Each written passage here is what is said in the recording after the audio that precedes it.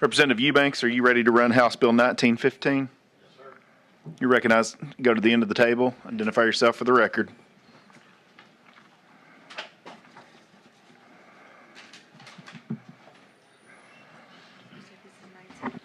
Thank you, Mr. Chair. Jon Eubanks, District 46. Members, this bill was something that Senator Dismayne brought a couple of years ago, and it was late in the session, and there was some negotiating that went on, and it was decided that I believe that the DHS would be able to set these asset limits to qualify for SNAP benefits by rule. What this bill does, it sets the amount at a very modest amount that I believe of $6,000, but it allows it to be adjusted for inflation. Members, long before I ever got elected to the legislature, I was concerned about how our public assistance programs work. I didn't feel like they really helped people move off and out of poverty. And I've served on a school board for 10 years. My daughter is a counselor in a school. I see the effects of poverty in our community. I'm aware of the food insecurity. I know the food banks in my small town and the work that they do. Since I've been in the legislature, I volunteered with Serving Up Solutions, the Hunger Alliance puts on every year, and then they provide grants back to your communities to help with this issue. I supported Senator Dismayne's bill last time, and I believe we need to take another look at it and put it in statute what the amount is and allow for the inflation index so that it increase. Once again, I believe it's a very modest amount. I think if we want people to move off of poverty, we have to allow them to accumulate something. I don't see any other way around it. And I've heard too many stories in my lifetime of people that had an opportunity to get a better paying job, but because if they were going to take it, they were going to lose some other benefit. We have to allow people to gain more than what they lose if we want them to be able to work their way out of poverty. And that's the essence of this bill, and I'll take questions. Representative, I want to thank you for bringing this bill. I couldn't agree with you more. You know, unfortunately, I think a lot of times through these programs, we create cliffs that we will walk these folks up to, and then all of a sudden when they start to get their legs under them, they're unable to continue to grow because of that barrier and that cliff. So thank you for bringing this bill. I appreciate that. Any questions by the committee? Seeing none, we don't have anyone who has signed up to speak for or against the bill. Is there anyone in the audience that would like to?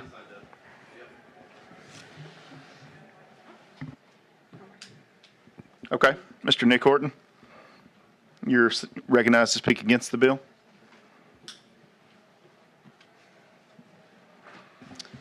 Thank you, Mr. Chair. If you will, identify yourself for the record and any organization you represent. You're recognized to speak against the bill. Yeah, I appreciate the opportunity to be here. My name is Nic Horton, and I am the founder and CEO of Opportunity Arkansas.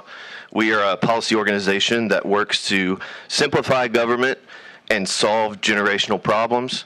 Before I founded this organization 3 years ago, I worked for a national nonprofit for almost a decade in about 25 states and at the federal government on issues of welfare reform, including Medicaid, food stamps, cash welfare, unemployment, and disability.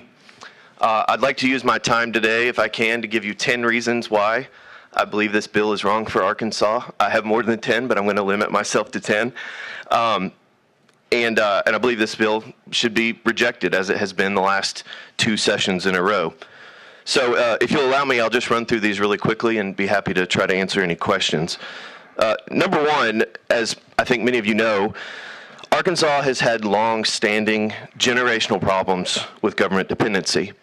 And contrary to, I think, the best intentions of the bill sponsors, this bill is not going to solve that problem. And in fact, it's going to actually make that This bill would double the existing asset limit for food stamps in Arkansas, which is intentionally in place to ensure limited resources are preserved for those in most need.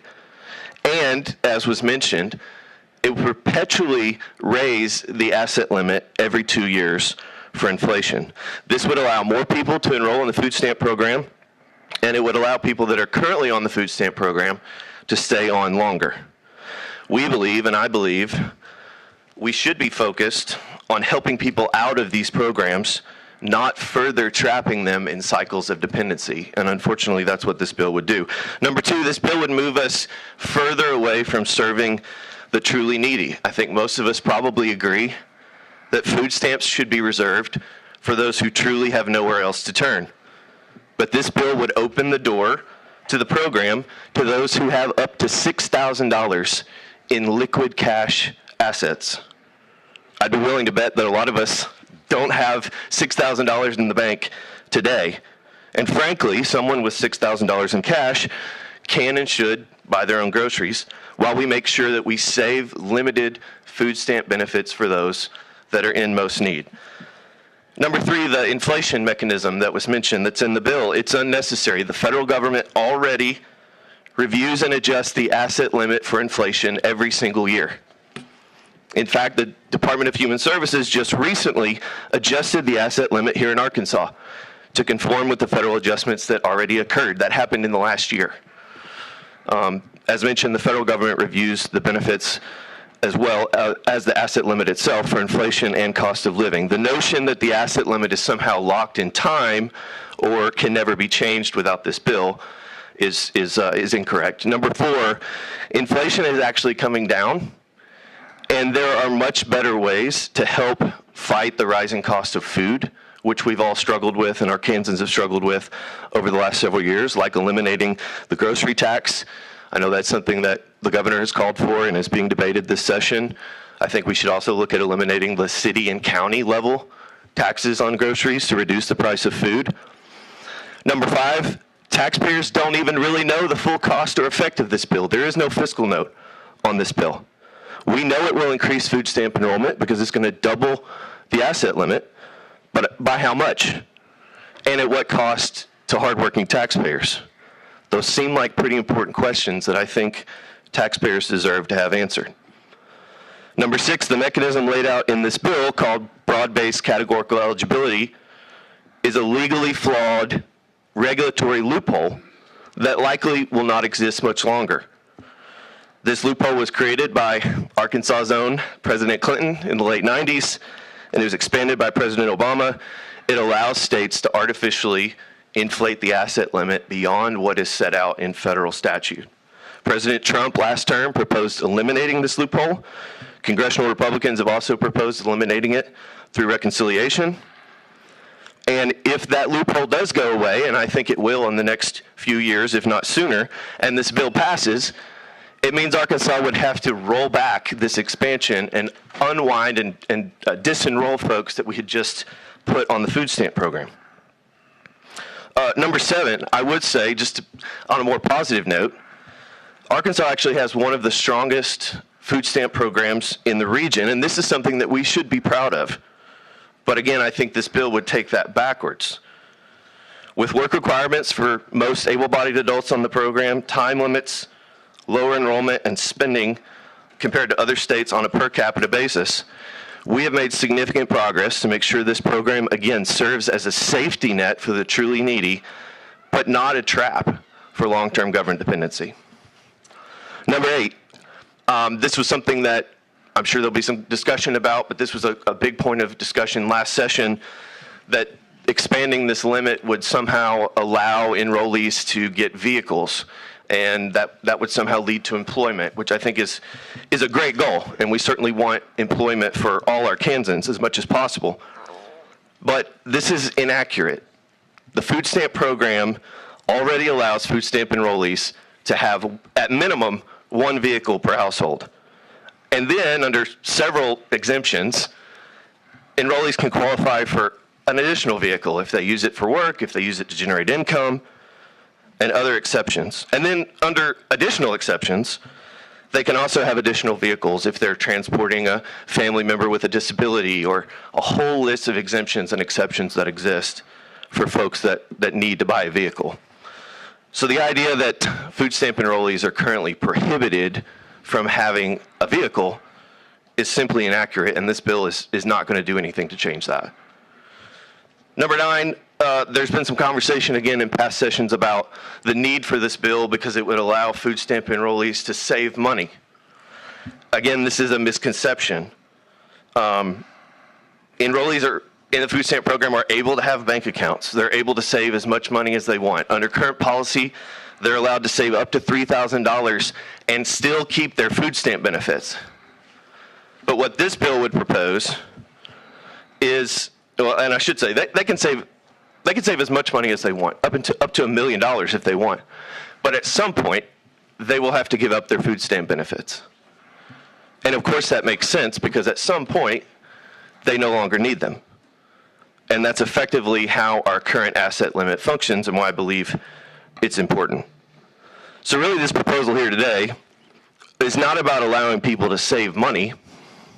It's about doubling the amount of money that people can save and still keep their welfare benefits. So the question you're really facing today is, do you think taxpayers should be forced to pay for food stamps for someone who has $5,000 in the bank? Or do you think someone with $5,000 in the bank should buy their own groceries? And number 10, going as fast as I can, sorry, I'm from Arkansas, I talk slow. This one is very important, and it was mentioned a compromise bill from last session. That approach has not even been tried. There was a compromise bill to let people who went over the asset limit temporarily keep their benefits for a year and provide an off-ramp and a bridge out of the welfare program for those folks. That policy was never implemented. And so, in other words, rather than wait and see if that policy works or if it's even needed, this bill proposes to throw that out the window and instead double the asset limit for everyone. Just to close, and then I'm happy to take any questions, one of the things we do a lot at our organization, Opportunity Arkansas, is we go out and talk to real Arkansans, folks living every day under the policies that you all create here at the Capitol. And one of those folks from Fulton County. Gary and his wife started a ministry to help people in need, helping them get basic necessities like clothes and cookware.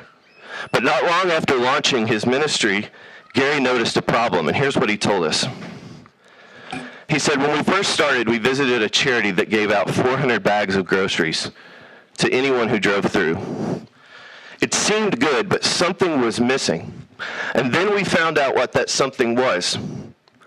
If you continually give to people without expecting anything in return, they become dependent.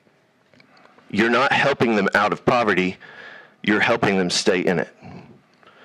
Ultimately, this bill would do just that. It would expand dependency to more people, trap enrollees in food stamps longer, and help them stay in poverty longer, rather than moving them towards independence. And one other thing I'll just say, it's not in my notes, but since it was mentioned about a welfare cliff, this bill does nothing to reduce or eliminate a welfare cliff. All it does is push the welfare cliff further out into the future. So right now, the welfare cliff, to the degree that it exists, is at $3,000. This bill would say, we're going to put the welfare cliff at $6,000, and then we're going to perpetually expand it every 2 years after that for inflation. That's not eliminating a welfare cliff. That's just simply pushing it out further in the future. And I think, as Mr. Phillips said better than I can, the more we extend and expand these benefits, the further out we're pushing independence and change for so many of these Arkansans. And I think that should be our goal. So with that, I'm happy to take any questions. Representative Ladyman, you have a question? Thank you, Mr. Chairman. Just for clarification, I don't quite understand. When it talks about asset limit, and you say that has to be cash, I mean, asset can be other things. So it doesn't say cash. Are you saying they can have $6,000 money in the bank? Yes, sir. I appreciate the question because I think there's been a lot of confusion about that as well. Homes, personal possessions, life insurance, pensions, of one vehicle minimum per household, those are already exempted from the asset limit. DHS doesn't even look at those things when they look at assets. So this is really talking about liquid cash assets. Okay, and my second question, you said it doubled, but I don't see 3,000 in here anywhere. On line 28, it says 5,500. Where's the 3,000? So that, yes, sir. So the general, so there's two asset limits currently. It's $3,000 for most households. It's slightly higher for individual or households that have individuals with disabilities, which is, I think, is another important point. We're already making accommodations, additional cap space for those folks. It's $4,250 for those households. And then the $5,500 that you see, that's a creation of this compromise bill that was passed last session.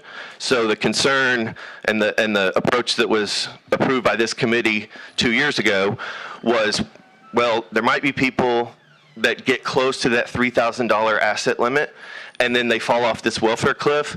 So let's create a bridge for folks and give them an extra year of benefits in order to ease them out of the program, and that's where that $5,500 comes in. So they get a year of extra benefits under that policy, but they still have to keep their assets under $5,500 for that 12-month period. All right, thank you. Representative Moore, you're recognized for a question. Thank you, Mr. Chair. In my district, I've noticed the majority of the demographic that are in need of these services are our 65-plus population. In your research, what percentage of that population is receiving these SNAP benefits? Well, there's about 300,000 roughly folks total in the state of Arkansas that receive food stamp benefits. I don't have the breakdown exactly of seniors, but certainly they're a significant portion of that population. But again, I would say they're already being served largely by this program, and I think that the benefit of the asset test that we have in place is that we're making sure that this program is reserved for people that truly need it, not for people that have $4,000, $5,000, or up to $6,000 in the bank. Representative Cooper, you're recognized for a question. Not necessarily a question, but a point of clarification. Something the witness said made me realize, do we need a fiscal impact on this? We're increasing the number of people on food stamps, lengthening the time they can be on it, expanding eligibility. So is there a fiscal impact? Do we need to know what that is? This bill does not require one, I'll put it that way. Well, I hate to delay things, but I think it would be prudent to get a fiscal impact on this. Before we make the request, let's do this. Can we ask DHS to come to the table and see if they can just provide us some clarification? Would that satisfy your request?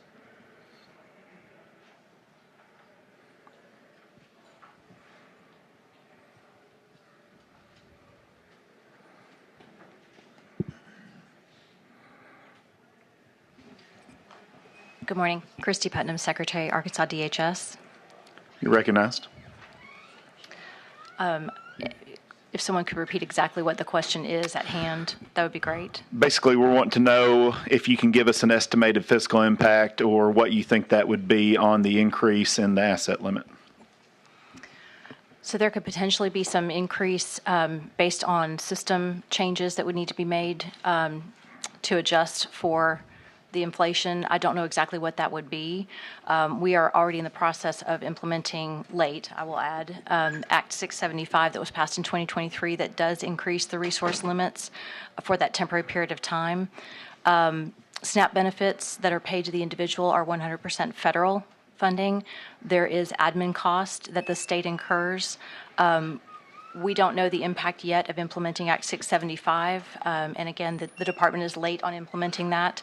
And so I do not know what the cost would be for implementing an additional increase to resource limits. So to clarify, don't let me put words in your mouth, but to clarify, we're talking minimal impact to the state because it's just going to be the administration of the funds by DHS, correct? It would be an impact. I don't know if I could classify it as minimal because the system changes sometimes take more than we bargained for. We're working on that as well. I think one of the concerns is certainly increasing the number of people who remain on benefits for a longer period of time. But we don't know the impact of the current act that we're implementing. We just passed the rule this morning to increase the resource limits from Act 675, and so I think it would be premature to state what the cost would be for implementing an additional. Thank you, ma'am. Does that answer your question, Representative?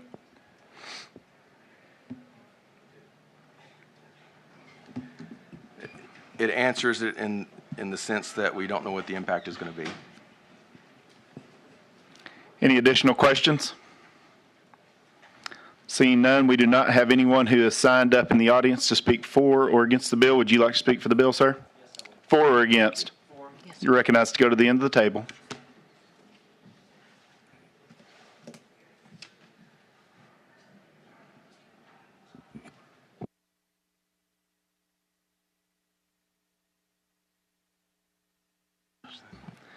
If you will, identify yourself for the record and any organization you represent, and you recognize to testify. I'm Lance Whitney with Arkansas Hunger Relief Alliance, who covers the entire state of Arkansas, fighting hunger in Arkansas. I'm here to speak for this bill on a number of clarifying points. First of all, SNAP is a program that's been the most successful safety net in the nation for many years. It is a supplemental nutritional assistance program. So I want to get some facts first and let you know that SNAP provides $6.25 a day per person. When I look in the luxury budget here for food, we're looking at $6.25 per day per person on this program. This safety net program set up by the federal program of SNAP that distributes to the state to be able to distribute is totally federally funded in Arkansas, with the exception of administrative cost. We are currently looking at seniors, veterans, and households who are looking for the ladder to get out of the hole, to be able to figure out what they can do to better themselves to get out of these safety net programs, but they need to have the rungs on the ladder to reach that. As we do this, we have to look at how long are people on the SNAP program as an average, and we're looking at 18 to 22 months. Okay? We have regulations already on the amount of time without a work provision that allows you to receive these benefits to be able to continue on SNAP. But we need to be able to allow people to take a job, allow them to also be able to have transportation to that job, child care for that job, and be able to have finances to be able to continue to work for that job, show up for that job, and work their way, or get education to get them out of this hole of food insecurity. We have seniors who don't want to be a burden on their family when they pass, and they have a savings for emergency funds, whether that's for a funeral or for a shelter repair. When we're looking at $3,000, I believe we've all looked at some expenses, whether it's the category of a funeral, the category of a air conditioner replacement, the category of replacement vehicle. If you were able to do that with $3,000 or $5,000, I believe you probably have a niche on the market that would need to be shared to so many people. This is a minimum bar to be able to stop people from being able to get out of this hole. This cliff does exist. People are having to choose between getting another job, getting an education to better their community, and to be able to get to a better place so they aren't reliant on the SNAP program. Once again, $6.27 a day is what SNAP provides. It's a supplement, not an answer to an entire budget for the week or for the month. We also have to look at the economic impact SNAP does for a community. It is for every $1 of federal funding, not state funding, federal funding that comes in, it puts $1.80 back into the community. We have a number of communities without that economic impact in rural Arkansas that would be challenged. We need to keep the SNAP program, the most successful safety net program provided through federal funding, not state funding, to 33% of the SNAP households in Arkansas are seniors. We also have 1 out of 4 children in the SNAP household. 1 out of 4 SNAP households have children in it. 1 out of 5 adults face food insecurity. And Arkansas is ranked #1 in food insecurity. We need to be able, as a state, to have good policy and a conscious mind to see what can we do to get these families out of this situation and have access to food. This is an assistance. It's a supplement. It assists the economy of Arkansas. It assists the workforce, the school system. Food is medicine, food is education, and food is sustainability in our communities. All this is asking, instead of making it a temporary, it's making it a permanent. Yes, inflation has done wonders. Yes, it may be going up or down depending on what you're looking at. Cars versus food, we're talking food. And as we're looking at this right now, it's never been increased. SNAP has never been increased to match inflation. I'd like to promote you to look through and say what you can do for $6.27 as you're trying to improve your family to get yourself an education as an adult. The average funeral in the state of Arkansas on the low end is $9,000. An annual higher education on the low end is $9,000, and this is raising it to $6,000. I would like for you to consider this as a positive reinforcement of getting Arkansas in a better place, no longer in food insecurity, and looking at it as a rung on the ladder to get people out of the food insecurity hole and better the state of Arkansas. Thank you. Thank you, sir, for your testimony. Any questions for the witness? Seeing none, thank you for being here today. Thank you. Is there anyone else in the audience that would like to speak for or against the bill? Seeing none, Madam Secretary, you're recognized to come back to the table. Can I ask if you're speaking for or against the bill?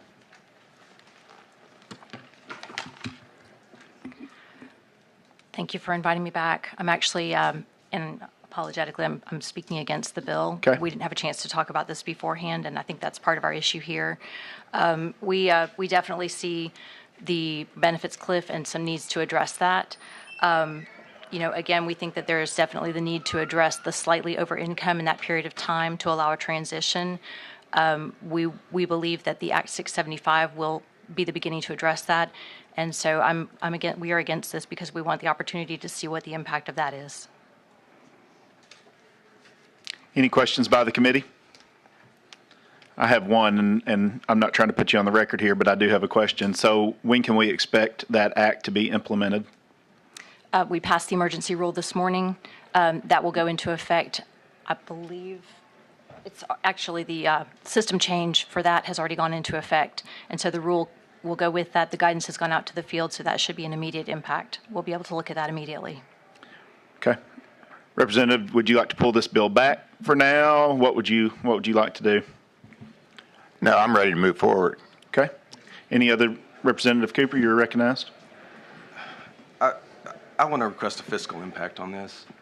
Okay. I think it would be prudent to do so. We're not doing our job if we don't do that. I understand these issues. I'm very sympathetic to them. Don't get me wrong, but I'd like a fiscal impact, and I would like it to be expedited if possible in respect to Representative Eubanks, so we don't hold his bill up too long. Okay. Before you get off the mic, I'd like to know what you'd like for that fiscal impact to entail. I think the issues that the Secretary brought up in her earlier testimony, the implementation of the program would be part of that. Could we allow her to elaborate on that a little bit? Sure. So we can request our finance team to provide the fiscal impact based on system changes, any additional admin costs, which we can do that based on current enrollment, and then we would need to project the extended enrollment. Okay. How would you project the extended enrollment? Would that be through? Do you have a way to know what that looks like now currently? I think we would need to look at income trends to see what that increase would allow for and the number of individuals who would remain eligible under the increase. Yes, Okay. sir. So just to be specific, because I agree with Representative Cooper, I think that time is of the essence. Like Representative Jean had mentioned to us, we're trying to land the plane here. So to delay this process very long would not be fair to the sponsors. So we do want to make sure that we can expedite that with the ability to hear this bill on Tuesday. Representative Allen, did you have a question? Mr. Chairman, you primarily said what I was going to say, that time is of the essence, and we need to find out exactly how long would it take you to come up with a financial impact statement. Will it be a day, 2 days, 3 days, or 4? Can you give us a time frame if you don't mind? We will work as quickly as we possibly can. Typically, our team is used to giving these kinds of estimates based on system changes because we do them frequently. So we will do our best to get this turned around within, a day, certainly by Monday, in time for this next week. I guess my next question, will that be enough time for Representative Eubanks to get his bill out of committee? If it comes out of committee, will that be enough time? Yes, sir. So I think that we have discussed and feel good that any bill that we can pass at the first of next week still has the ability, without a lot of opposition, to make it through both bodies. And I believe in Representative Eubanks and his ability to bring everyone together on this. All right, we'll honor Representative Cooper's request. We'll ask that DHS has that back to us so it can be reviewed prior to committee on Tuesday, and this bill will be back on the agenda. Can I have a final comment, please? Yes, sir. You're recognized. To be quite honest, I'm a little disappointed in the department. I talked to them this morning. They said they were neutral. They came to the table. They said that the impact would be minimal. It'd be administrative at best. We put a bill 2 years ago, and they submitted the emergency rule today. So how long are we supposed to wait? I believe we need to move forward on this. We need to go ahead and pass a bill, and I will certainly honor the request of the committee and wait for the fiscal impact. I will be surprised if we have it in time to allow this bill to proceed through the process. So I just want to express my disappointment in the department at this point, and my sole purpose is trying to move people out of poverty. I happened to be alive when we started public assistance back in the 60s. I haven't seen where it's been a success, so we need to do some things differently than the way we've been doing them. So I would hope that we are able to come back Tuesday and that this committee will pass this bill. Thank you. Representative, I agree with you, and I would like to thank you again for bringing this bill. I would also like to say I have an immense amount of respect for the Secretary and the Department. I share in your frustration that we're here at the last minute delaying this bill, but I understand, and I do want to honor the request of Representative Cooper. So please have that to us timely, because this bill will be heard again Tuesday. Yes, sir. Thank you. Thank you, Madam Secretary.